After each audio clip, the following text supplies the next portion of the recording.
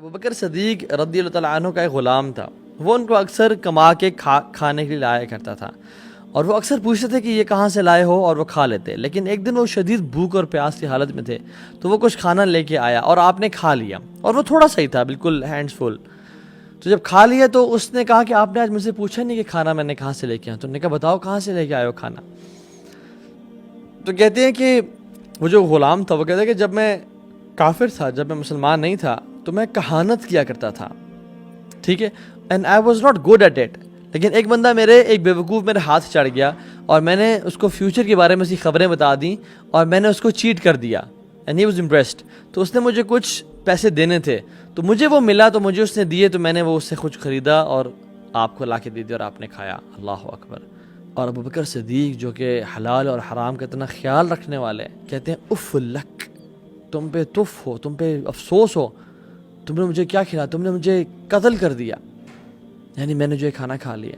اور پھر آپ نے کیا فرمایا، کیا کیا، اپنی انگلی کو اپنے منہ کے اندر ڈالا اور ڈیپ ڈالا تاکہ ان کو وامٹ آئے، اور وامٹ کی، اور ہی induced vomiting again and again, حتیٰ کہ وہ سب پیٹ میں جو تھا وہ باہر نکل کے گر گیا اور آپ جو ہے وہ ویک اور کمزور ہو گیا، آپ کو بخار ہو گیا اس وجہ سے.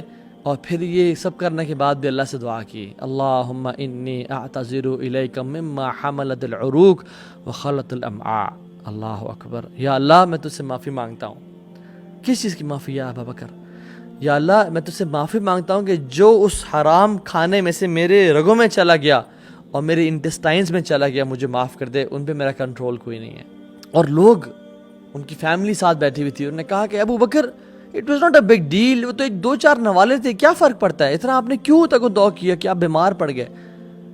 تو کہتے ہیں کہ واللہ اگر اس کھانے کو نکالنے کے لیے میری جان بھی نکلنی پڑتی، یعنی میری سول نکل جاتی، میں لازمی یہ کام کرتا، میں اپنی روح کو نکال دیتا اس کھانے کو باہر نکالنے کے لیے. کیوں؟ کیونکہ میں نے رسول اللہ صلی اللہ علیہ وسلم سے سنا کہ whose body grows because of haram food, hellfire is worthy of that body.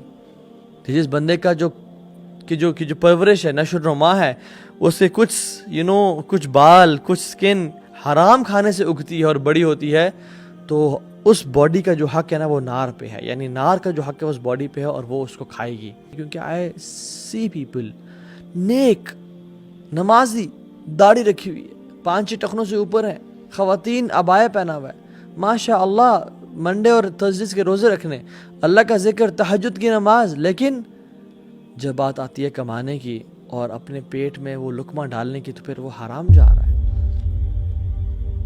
سبحان اللہ. Imagine coming on the day of judgment with so many good deeds. لیکن ہمارے ڈاؤن فال کا جو سبب بنے وہ کیا بنے؟